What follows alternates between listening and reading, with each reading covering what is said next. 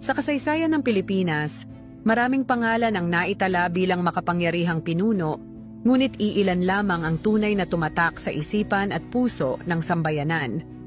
Isa na rito si Rodrigo Roa Duterte, isang leader na nagdala ng radikal na pagbabago sa bansa.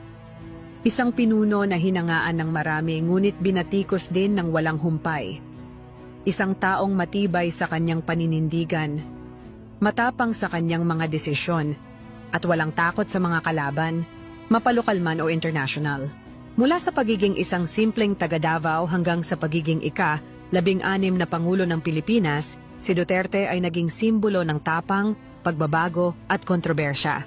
Sa kanyang pagupo sa pinakamataas na posisyon sa bansa noong 2016, nagbago ang direksyon ng Pilipinas sa paraang hindi pa nakita noon. Ang kanyang administrasyon ay nagdala ng isang bagong anyo ng pamamahala, prangka, matapang at walang pasubali. Sa pamamagitan ng kanyang war on drugs, polisiya sa foreign relations, at matibay na paninindigan laban sa mga kaaway ng Estado, si Duterte ay hindi lamang naging isang leader, kundi isang alamat na nag-ukit ng kanyang pangalan sa kasaysayan ng bansa. Subalit sa kabila ng kanyang mga tagumpay, hindi rin maikakaila ang mga kontrobersyang bumalot sa kanyang pamamahala.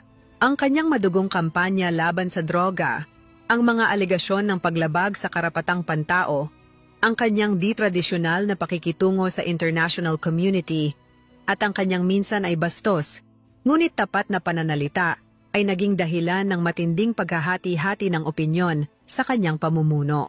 Ngunit isang bagay ang tiyak, si Rodrigo Duterte ay hindi isang ordinaryong leader.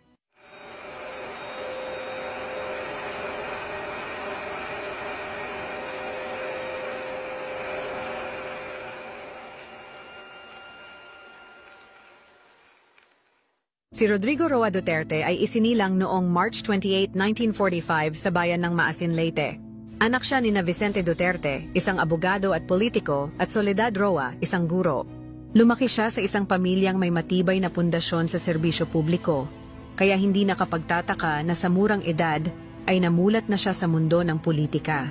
Lumipat ang kanilang pamilya sa Davao, kung saan ipinagpatuloy ni Rodrigo ang kanyang pag-aaral. Mula pa sa kanyang kabataan, kilala na siyang matigas ang ulo, may tapang, at hindi madaling sumuko. Sa kabila ng kanyang pagiging pasaway noong kabataan niya, na minsan ay nagdulot ng kanyang pagpapatalsik sa Ateneo de Davao, siya ay nagpatuloy at nagtapos ng kursong Political Science sa Lyceum of the Philippines University at kalaunan ay nag-aral ng abogasya sa San Beda College. Dito nagsimula ang kanyang landas patungo sa pagiging isang matatag na leader. Sa kanyang pag-aaral sa San Beda, mas lumalim ang kanyang kaalaman sa batas, hustisya at politika na kalaunan ay ginamit niya sa kanyang mga desisyong pampamahalaan. Matapos makapasa sa bar exam, pumasok si Duterte sa gobyerno bilang isang piskal sa Davao City noong dekada 80. Dito niya ipinakita ang kanyang husay sa pagpapatupad ng batas, partikular sa paglaban sa kriminalidad. Sa panahong iyon, ang Davao ay kilala bilang isang napakapanganib na lungsod, pinamumugaran ng mga sindikato at kriminal. Ngunit sa pamamagitan ng matibay na kamay ni Duterte bilang piskal, unti-unting nabawasan ang karahasan sa lungsod. Taong 1988, pinasok ni Duterte ang mundo ng politika nang mahalal siya bilang alkalde ng Davao City. Sa loob ng 3 dekada, siya ay naglingkod sa lungsod bilang mayor, congressman at vice mayor. Sa kanyang pamamahala, nabago ang imahe ng Davao, mula sa isang madugong lungsod patungo sa isa sa pinakaligtas na lugar sa Pilipinas. Ang kanyang estilo ng pamamahala ay tinaguriang Iron Fist Rule. Mahigpit, walang kinatatakutan, at may matinding disiplina. Ipinatupad niya ang curfew, pagbabawal sa paninigarilyo sa pampublikong lugar, at mahigpit na kampanya laban sa droga. Dahil dito, maraming Davaoenyo ang humanga sa kanyang pamumuno at paulit-ulit siyang ibinoto sa posisyon. Noong 2016, sa kabila ng pagiging outlier sa tradisyonal na politika, nagdesisyon si Duterte na tumakbo bilang Pangulo ng Pilipinas. Ang kanyang kampanya ay puno ng sigasig at pangako ng pagbabago. Isinulong niya ang tapang at malasakit, kung saan kanyang ipinahayag ang mga pangunahing layunin ng kanyang administrasyon, ang pagsugpo sa kriminalidad, korupsyon at ilegal na droga. Ang kanyang matapang na pananalita at hindi pangkaraniwang estilo ng kampanya ay naging daan upang makuha niya ang loob ng milyon-milyong Pilipino. Mula sa mga ordinaryong manggagawa hanggang sa malalaking negosyante, mula sa mahihirap hanggang sa mayayaman, marami ang naniwala sa kanyang pangako ng gobyernong may malasakit.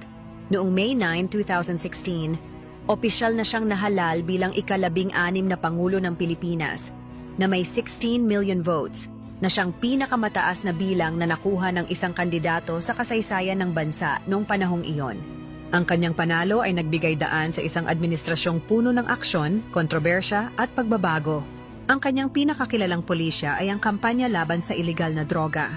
Agad niyang inilunsad ang Oplan Tokhang, isang kampanya na naglalayong hulihin at puksain ang droga sa bansa. Sa ilalim ng programang ito, libu-libong drug suspects ang naaresto at libu-libo rin ang napatay sa mga operasyon ng pulisya. Bagamat sinuportahan ito ng maraming Pilipino, tinuligsa naman ito ng mga human rights groups at international organizations gaya ng United Nations at International Criminal Court, ICC, na nag-akusa sa kanya ng crimes against humanity. Sa ilalim ng kanyang administrasyon, inilunsad ang Build, Build, Build na naglalayong itayo ang iba't ibang infrastruktura sa bansa, mga kalsada, tulay, paliparan at iba pa. Isa ito sa pinakamalalaking legacy ni Duterte sa ekonomiya dahil nakatulong ito sa pagpapalakas ng infrastruktura at paglikha ng maraming trabaho.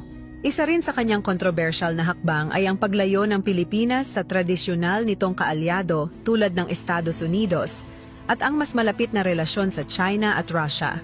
Marami ang bumatikos dito, lalo na sa issue ng West Philippine Sea, ngunit nanindigan si Duterte na ito ay bahagi ng kanyang independent foreign policy.